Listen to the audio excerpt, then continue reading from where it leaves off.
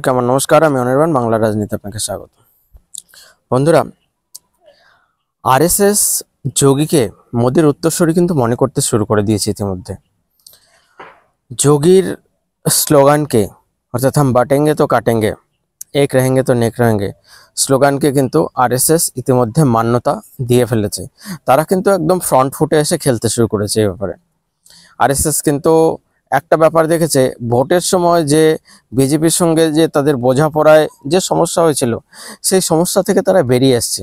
সেই সমস্যা থেকে তারা এমনভাবে বেরিয়ে এসছে এবং এসে এত অ্যাগ্রেসিভ ব্যাটিং করছে, তা কিন্তু কোথাও না কোথাওভাবে আরএসএস নিজেও বুঝতে পেরেছে যে বিজেপি একমাত্র দল যারা তাদের আইডিওলজিকে সাপোর্ট করতে পারে, অন্য কেউ সাপোর্ট করবে না। তো খালি খালি বিজেপির সঙ্গে এখানে ঝামেলা সৃষ্টি করে বিশেষ কারো বিজেপিরই ফায়দা হবে না, হিন্দুত্বেরও ফায়দা হবে না, আর আরএসএসেরও ফায়দা হবে না। আরএসএসের যে মোটিভ, আরএসএসের যে আইডিওলজি, তার কোনোটারই ফায়দা হবে না।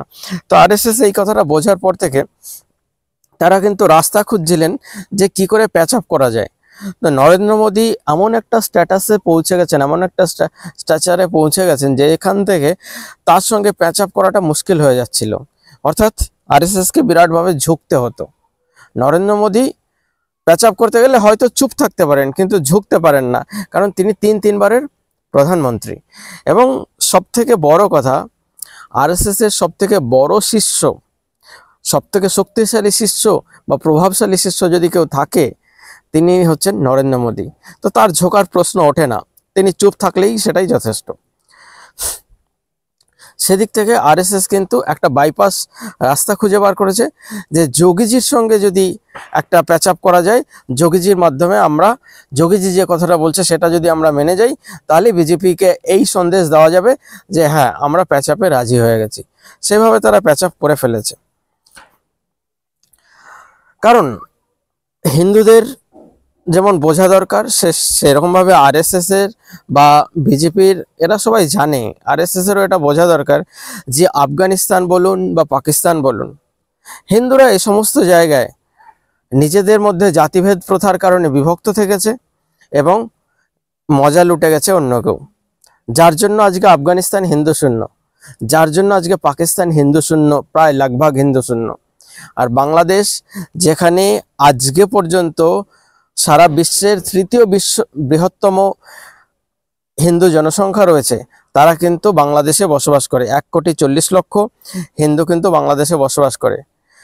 সর্ববৃহৎ জনসংখ্যা হিন্দুদের ভারতবর্ষে, তারপরে নেপালে, তারপরে বাংলাদেশে। সেই বাংলাদেশকে কিন্তু হিন্দু শূন্য করার জন্য জামাতিরা ভীষণভাবে চেষ্টা করছে। যেখানে 30-32% হিন্দু ছিল একটা সময়, আজকে সেখানে হিন্দুদের সংখ্যা 8%। 8% হওয়া সত্ত্বেও তারা কিন্তু আজকে বাংলাদেশে 1,40,00,000, তারা কিন্তু বাংলাদেশের তৃতীয় বৃহত্তম শক্তি, হিন্দু শক্তি, সেটা বুঝতে হবে। তো এখনো যদি হিন্দুদেরকে সাপোর্ট না করা হয়, তাহলে কিন্তু এই ভারতবর্ষেও কিন্তু ওই আফগানিস্তান পাকিস্তানের মতন অবস্থা হবে। একথা ভেবে আরএসএস কিছুটা নরম হয়ে যখনই যোগীর সঙ্গে প্যাচ আপ হয়েছে এবং যোগীর বলা স্লোগানটাকে যখন নিজেদের স্লোগান করে নিয়েছে, সেই জায়গায় দাঁড়িয়ে কিন্তু একটা কথা তারা পরিষ্কার করে বারবার বলছেন যে হাম বাটেঙ্গে তো কাটেঙ্গে। কিন্তু এই বাঁটার কাজটা করছে কে? সাধারণ মানুষ, সাধারণ নিচুতলার হিন্দু যারা আছেন বা সাধারণ দৈনন্দিন জীবনে সাধারণ জীবনযাপন করেন, তারা কি বাঁটছেন? অ্যাকচুয়ালি তারা বাঁটছেন না, বাড়ছেন নেতারা। আমার মনে হয় বাড়ছেন নেতারা, যারা একটু উপরে, এই যেমন পঞ্চায়েত প্রধান হয়ে যাচ্ছেন বা এমএলএ হয়ে যাচ্ছেন বা এমপি হয়ে যাচ্ছেন বা ভোটে দাঁড়াতে চাইছেন, তারা কিন্তু ভোটে দাঁড়িয়েই এই বাটোয়ারার রাজনীতি শুরু করছেন। কোনো যাদব যদি ভোটে দাঁড়িয়ে যাদবদের বলেন যে যাদব ভাই আমরা যাদব ভাই, আমাকে ভোট করো। গোয়ালা ভোটে দাঁড়িয়ে বলছে না, আমি গোয়ালা আছি, আমাকে ভোট করো। গোয়ালা বন্ধুরা সব আছেন, বাকিরাও দেখছে যে হ্যাঁ, এদেরকে, এ যখন গোয়ালাদের ভোট চাইছে, আমি অমুকের ভোট চাই। এইভাবে করে হিন্দুদেরকে জাতিতে বিভক্ত করা হচ্ছে। কিন্তু মুসলিমরা কিন্তু জাতিতে বিভক্ত হচ্ছে না। মুসলিমরা কিন্তু যাকে ভোট দিচ্ছে, কংগ্রেসকে যখন ভোট দেয় পুরো ভোট কংগ্রেসকে দেয়, সমাজবাদী পার্টিকে ভোট দিলে পুরো ভোট সমাজবাদী পার্টিকে দেয়, আবার তৃণমূলকে চুজ করলে তৃণমূলকে দেয়, সিপিএমকে চুজ করলে সিপিএমকে দেয়। অর্থাৎ মুসলিমরা যাকে চয়ন করে, যাকে চুজ করে, তাকে সবাই মিলে ভোট দেয়। কিন্তু হিন্দুরা জাতিতে বিভক্ত হচ্ছে, হিন্দুরা ছাড়া অন্য কেউ জাতিতে বিভক্ত হচ্ছে না। আর এই কাজটা মূলত করছেন ক্রিম লেয়ারের নেতারা, অর্থাৎ নেতারা যারা একটু উপরে পৌঁছে গেছেন, তারাই কিন্তু বাঁটছেন, তারাই কিন্তু এই জাতিতে বিভক্ত করছেন। অনেকে বলবেন যে আমি প্রপার বাংলা কেন বলি না, হিন্দি ওয়ার্ড কেন ঢুকে যায়, আজকাল এইভাবেই চলছে, তো সেভাবে বলছি, সবাই বলছে, আমিও বলছি। আর আমার অনেকটা সময় বাইরে থাকার জন্য এইভাবে আমি ইউজড হয়ে গেছি। ধীরে ধীরে ধীরে ধীরে সব ঠিক হয়ে যাবে। এই যেমন ইমরান মাসুদ উত্তরপ্রদেশে, সেখানে দাঁড়িয়ে যখন মোদির বটি বটি করতে চাইছেন, তো তিনি কিন্তু একটা বিরাট ভোট পার্সেন্টেজ নিয়ে জিতে এসছেন, প্রায় 42% ভোট নিয়ে জিতে এসছেন, সংসদে পৌঁছেছেন ইমরান মাসুদ। তো যারা ভারতবর্ষের আইন ব্যবস্থা যদি এত নরম হয়, এত সফট হয়, যে একজন প্রধানমন্ত্রীকে কেটে বটি বটি করার কথা বলছেন, তার বিরুদ্ধে আইন কোনো ব্যবস্থা নিচ্ছে না, তো এবং তিনি সংসদে পৌঁছাচ্ছেন, তাকে ভোট দিয়ে সংসদে পৌঁছানো হচ্ছে। একজন কাশ্মীরে দেখলাম একজন টেররিস্টকে ভোট দিয়ে সংসদে পৌঁছানো হচ্ছে, পাঞ্জাবেও সেরকম ঘটনা দেখলাম, আমাদের হায়দ্রাবাদে সেই ধরনের ঘটনা দেখলাম, মুম্বাইতে সেই ধরনের ঘটনা দেখছি। আসাদুদ্দিন ওয়েসির ভাই বলছেন 15 মিনিট পুলিশ হাঁটিয়ে নাও, তারপর আমরা দেখে নিচ্ছি। এই পশ্চিমবাংলার মালদা মুর্শিদাবাদের একজন মুসলিম লিডার, সম্ভবত এমএলএ, তৃণমূলের এমএলএ, তিনি বলছেন যে হিন্দুদের কেটে ভাগীরথীতে ভাসিয়ে দেব। তারপরেও কিন্তু হিন্দুরা জোটবদ্ধ হয়ে প্রতিবাদ করছে না, তারা কিন্তু তারপরেও তৃণমূলকে ভোট করছে। মুসলিমদের ক্ষেত্রে এটা হলে কিন্তু তারা কিন্তু তৃণমূলকে বা অন্য কোনো দলকে ভোট করতো না। তারা যখনই দেখতো কোনো দলের কোনো নেতা এই ধরনের আমাদের অ্যাগেনস্টে কথা বলছে, সঙ্গে সঙ্গে তারা ঘুরে গিয়ে অন্য দলকে ভোট দিত। তাহলে হিন্দুরা এখনো জাতিতে বিভক্ত।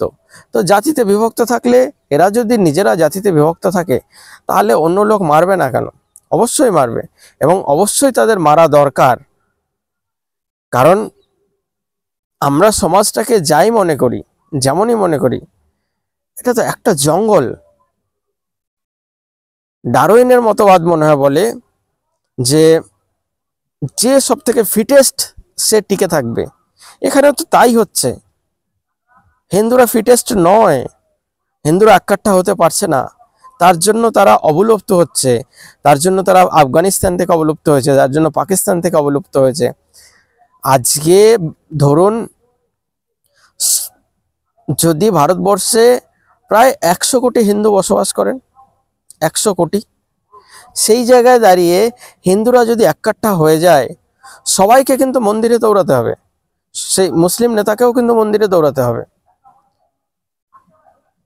হিন্দু ভোটের জন্য। কিন্তু হিন্দুরা এককাট্টা হচ্ছেন না। এই কংগ্রেসি নেতারা, কংগ্রেসি হিন্দু নেতারা যারা আছেন, বা তৃণমূলের হিন্দু নেতারা যারা আছেন, এরা কি বাড়িতে পুজো করেন না? অবশ্যই বাড়িতে পুজো করেন। তারপরেও তারা সেই আইডেন্টিটিটা বাইরে দেখাতে চান না। তারা ভোটে বেরোনোর আগে, ভোটে লড়ার আগে পুজো করেই বেরান, কিন্তু কপালে তিলকটা টেনে বেরান না। কয়েকজন সৎ সাহস আছে যারা তিলক টেনে বেরায়। তো হিন্দুদের এককাট্টা হতে হবে, এই মেকি হিন্দুদের বুঝতে হবে, এই বামপন্থী হিন্দুদের বুঝতে হবে, তাদের অ্যাগেনস্টে ভোট দিতে হবে। এবং নরেন্দ্র মোদী যে একটা কথা বলেছেন না, যে আরবান নকশালের বিরুদ্ধে ব্যবস্থা নিতে হবে। সরকার একা কত ব্যবস্থা নেবে? তার জন্য স্থানীয় যারা দেশপ্রেমী আছেন, তাদেরকেও ব্যবস্থা নিতে হবে। এদেরকে সামনে দেখলে, এদেরকে ওই আগেকার দিনে হতো না, দোকানে সদয় নেওয়া বন্ধ করে দিত, পুকুরে জল নিতে দিত না, আগেকার দিনে হতো সোশ্যাল বয়কট, সামাজিক বয়কট, যেটা সেই সোশ্যাল বয়কটটা করা দরকার এদের সোশ্যাল বয়কটটা না করলে তাহলে এরা শায়েস্তা হবে না। আজকে এই হিন্দুরা বিভক্ত হয়ে আছে বলে আজকে 9টা রাজ্য, 28টা রাজ্যের মধ্যে 9টি রাজ্য কিন্তু আজকে ডেমোগ্রাফি সম্পূর্ণ বদলে গেছে, যেখানে হিন্দুরা আজকে সংখ্যালঘু। আমাদের 800 ডিস্ট্রিক্টের 200 ডিস্ট্রিক্ট হিন্দু অবলুপ্ত প্রায়। আমাদের বর্ডারে যে 300 ডিস্ট্রিক্ট আছে ভারতবর্ষের বর্ডারে, সেখানে হিন্দু অবলুপ্ত প্রায়। এইগুলো কিন্তু বোঝার সময় আসছে। এগুলো এখনো যদি না বোঝা হয়, তাহলে আরো বেশি দেরি হয়ে যাবে, তখন ফিরে আসার রাস্তা থাকবে না।